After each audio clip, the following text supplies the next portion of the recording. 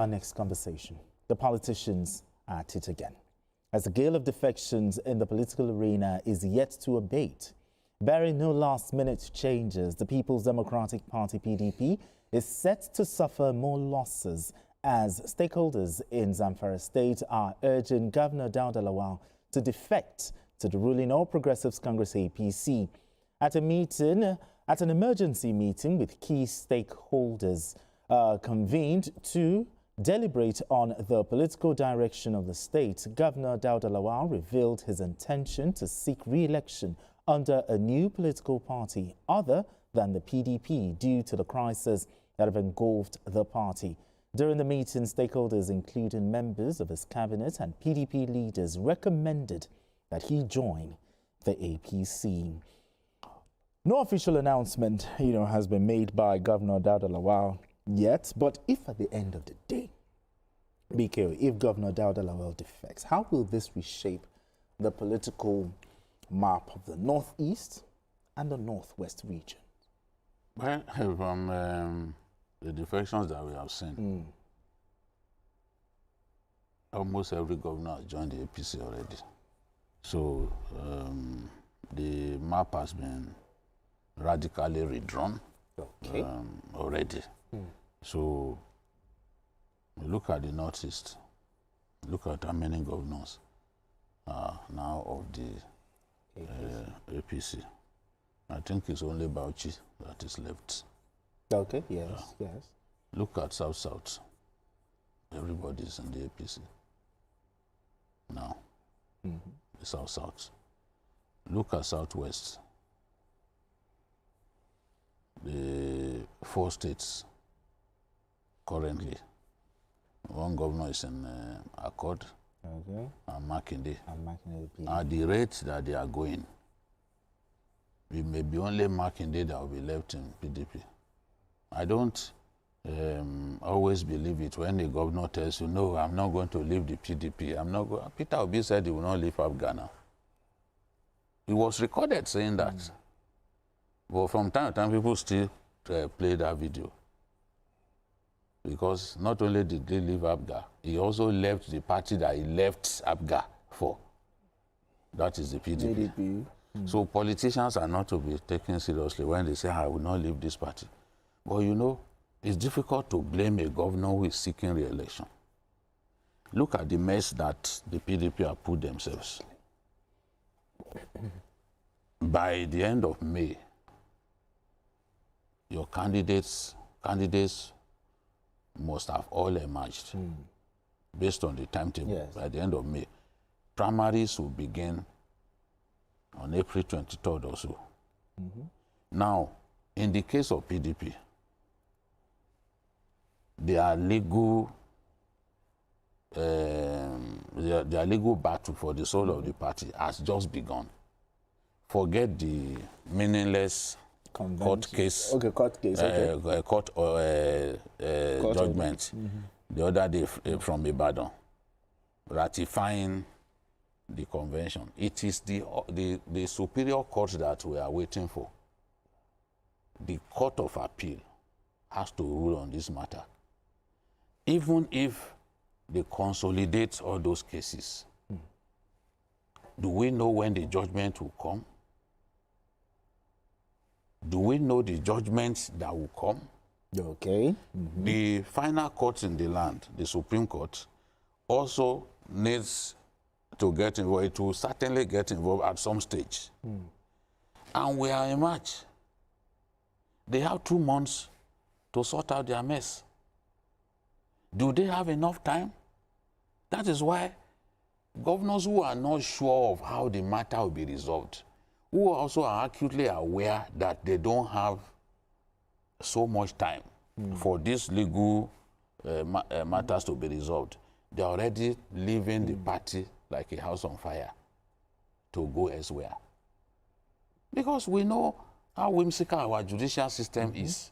You can be on a matter for 4 months, 5 months. And what they have now is basically 2 months and some days. So how do they sort all of these things out? Because the the future of the party is dependent now on judicial pronouncement. That's true. We don't know. They had a convention against two court rulings Exactly. and prefer to listen to a court in Ibadan that does not have jurisdiction over INEC matters. If INEC wakes up today to say, okay, we do not recognize this particular faction, is it an Ibadan court that you will now go before to say, oh, no, we want you to, come on. And people like Bukola Saraki said, let's have caretaker, which was what APC did back then, to bring May Malabune, the former secretary of the party, Governor Yobe, they refused. They preferred to go ahead with the convention against the ruling of two different courts. So what do you expect? So anything can happen. If the court says you shouldn't have gone ahead with that convention, everything that they've done is a nullity. Now, who will sign people's forms? Because INEC has said, look, we recognize this man. Secretary. We recognize Anyanwu as secretary and Damagum as chairman. Interestingly, both are now different. Exactly. So who will bring them together for them to sign? It's the secretary. Both of them have to sign. Actually. They have to sign. Yes. So this is the time that is the problem. So a calculating governor knows that the time that we have is not enough. I risk not being able to contest if I allow this to go on. And that's why many of them are negotiating and looking for a safer place. Even Makinde, in the fullness of time, if he's not careful, he has to find, he's not contesting again. Yes. So those who are contesting cannot compare themselves to him. But he has to find a proper platform for his supporters. Will that platform be PDP, where you are not sure that they will be able to field candidates? It's already negotiating to get position in ADC. It's already meeting with them. I mean, Mayor, how do you weigh in on this matter? I would say that the problem has to do with PDP. PDP is a dying party. Is there still hope for the PDP? We don't know. It depends on the judicial pronouncement. But the way things are, it's a dying party. And it's not a platform that any serious politician should use to contest election. Okay. Because you cannot even guarantee that your name will be accepted by INEC. So, like Bikio said, every serious governor that wants to get re-election had to go and look for another party. It started from Akwa Ibom, and everybody has been doing that. It's obvious that when Akwa guy was saying at that time that, look, I need to do the election, I don't trust this platform, people didn't take him seriously, but that is what has happened to everybody. Even in Osun, Adeke had to go to a court party because they didn't accept him in APC. But what is interesting to me is that Lawal going to APC is very, very interesting.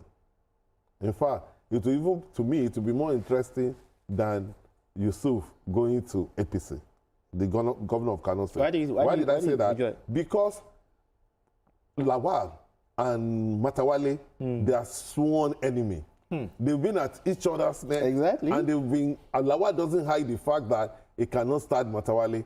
And Matawale is a major player in APC in that state. That's the problem that I see. Because no, it's not the biggest player there. No, it's not the biggest. I said it's one of the biggest. They will talk to him now. I said it's one of the biggest players. The president is the person is the leader of the party that they are going to negotiate with, because they know that he's the big decision maker. You know, if people like Yari agree to work with him, it doesn't have any problem. It doesn't have any problem. Yari is the most powerful politician in the state currently. See how Yari, people like Ahmed Sani, Yerima Bakura, very strong. And they are in the PDP, and the APC.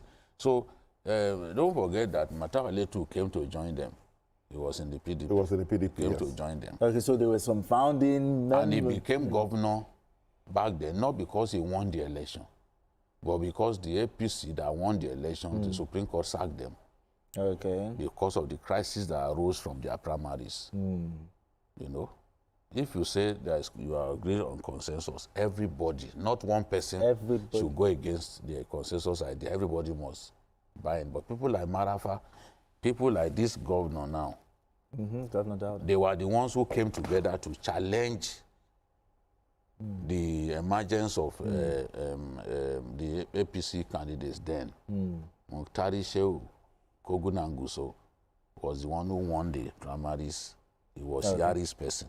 But they were claiming that, look, they just wrote names, that there was no consensus. And at the end of the day, the court ruled that APC didn't do proper primaries. They lost across the board. From head top to bottom. That was how Matale emerged. Because Matale was the candidate of PDP. Okay. And it was one who came second. It was a wide margin. But at the end of the day, Matale became the governor. But those who had remained in the party, who had never left, there are still many of them who are strong. Okay. And President Tinubu has been negotiating with these governors.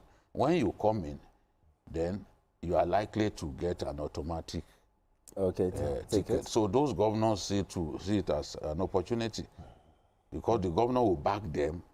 I mean, the president will back them all the way, and he will speak with other people that maybe they had interest to contest before. Okay, look, leave this person.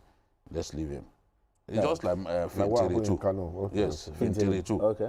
Fintiri, now, the president will negotiate with him. Okay, you back me for the presidency. We will allow you to produce your successor.